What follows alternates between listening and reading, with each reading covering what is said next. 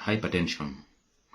This is one of the conditions that has been asked several times, and I keep ignoring it because most of you don't understand that all those chronic conditions that are called the metabolic syndrome hail from one source. This is the insulin resistance. Anyway, today I'm going to answer this question about hypertension once and for all. Now, there is a difference between blood pressure and hypertension. Blood pressure is basically the force that blood exerts on these walls of this is a blood vessel. So this is the internal part where blood is flowing through. So that force that blood exerts on these walls, that is what we call blood pressure. So if this force is so high because this blood vessel is narrow, that is what we call high blood pressure. If this blood vessel opens up and then the force of blood is low, then that is low blood pressure. But hypertension is basically a chronic elevated high blood pressure. So that means your blood vessels are so stiff and narrow that there's always a high pressure of blood flowing into these blood vessels. So the heart is totally struggling to pump blood through these blood vessels that are narrowing. We will come to the cause of that narrowing.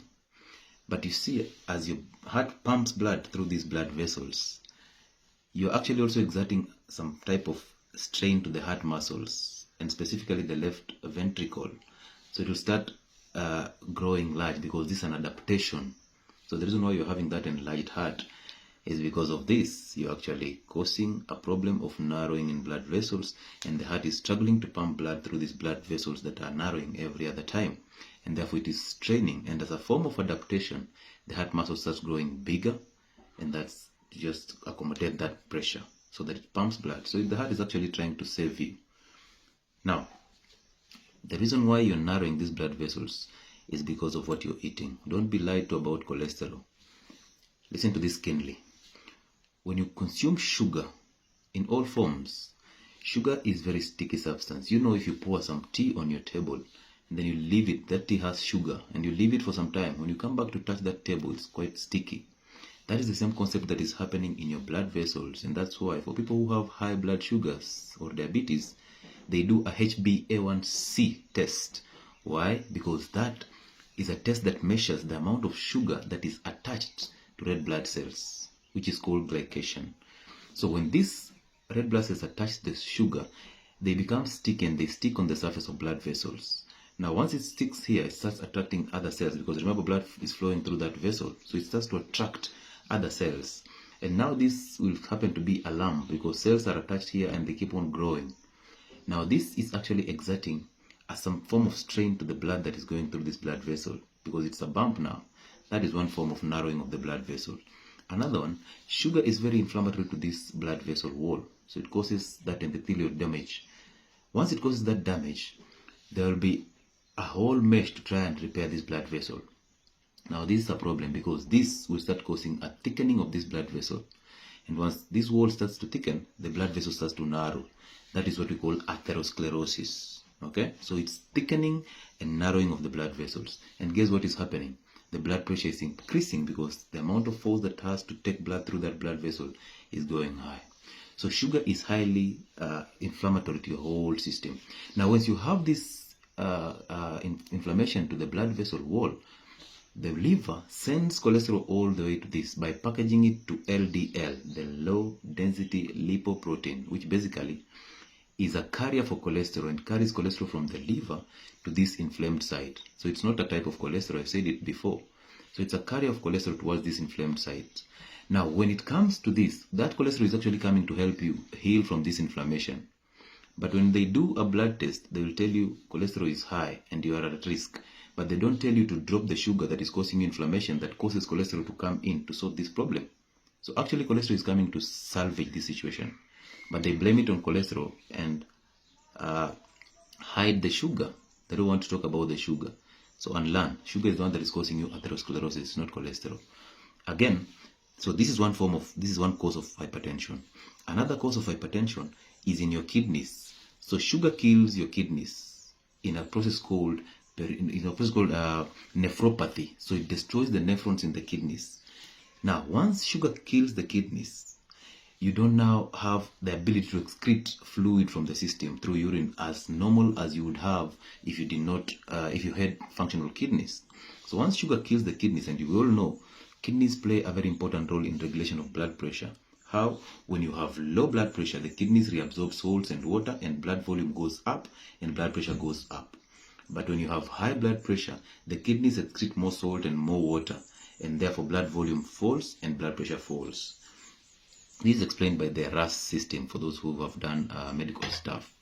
However, if you have failing kidneys, this process will be altered. Therefore, your blood pressure will always go up and it will be unregulated. You will find a hard time to regulate it. And now they will start telling you not to eat salt. But yet the cause of kidney problem is not salt, it's the sugar. So you will not eat salt because of what sugar caused you, but they want to blame it on salt. Avoid that. Salt is necessary for even somebody who has hypertension unless you have stage 4 or stage 5 kidney failure, because the kidney will still excrete that salt.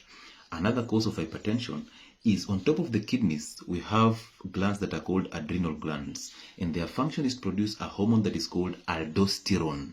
And aldosterone actually plays the most important role in regulation of blood pressure.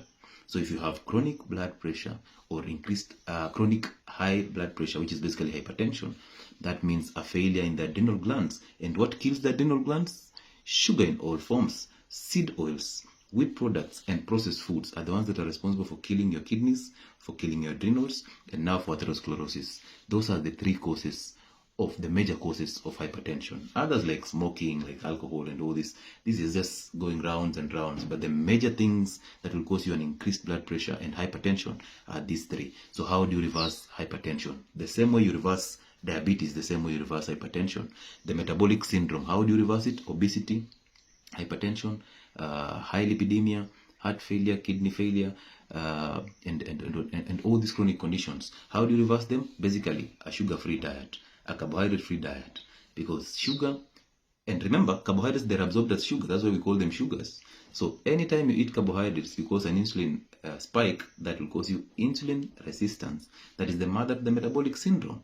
So for you to reverse this, drop seed oils. This is for hypertensive people. Drop seed oils, drop wheat products, drop sugar in all forms, including fruits and honey, drop processed foods, change your cooking oil to saturated or animal fats, ghee, tallow, butter, cheese. You can use also coconut oil or avocado oil.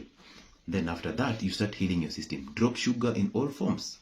Start concentrating on saturated fats, fatty protein, all types of protein, whether red or white, and also start fasting, because fasting heals inflammation, fasting rejuvenates your kidneys, and fasting also rejuvenates your adrenal glands. Now, once you do that, you are into recovery. So recovering from diabetes, obesity, hypertension has to start with insulin resistance. And this resistance is the problem. That is the mother of all the metabolic syndrome. So everything I mentioned about diets in this channel is exactly trying to help you recover from diabetes, hypertension, kidney failure, heart problems, weight gain or obesity, and all these metabolic syndromes. So do not ignore it thinking that treating diabetes is different from treating hypertension. They all hail from the same cause, and that is insulin resistance. That is coming from a carbohydrate-rich diet. So go on natural carbs, which is basically actually a low-carb diet, but make it a complex carbohydrates. Okay, but if you want quick recovery, go on a zero carbohydrate diet, which is basically a clean keto. High protein diet, saturated fats, vegetables, and the only fruit has to be an avocado. And then drop all inflammatory foods and then start fasting. This is a quick way to help you heal your hypertension. Now, on drugs for hypertension, you realize most of these drugs either increase urine flow so that you reduce the blood volume, and these are drugs that are called diuretics. So they increase your urination because they want to lower your blood volume. But if you're still eating carbohydrates, you're still killing your kidneys, and therefore these drugs, the side effects will be very profound, because you are supposed to get fluid and salt out of the kidneys. However, your kidneys are failing because of the carbohydrates that you're eating, so you'll have a problem. Number two, others cause vasodilation. So they are dilating the blood vessel, but are they healing the inflammation that caused the narrowing of the blood vessels? No, and therefore diets will always come before drugs.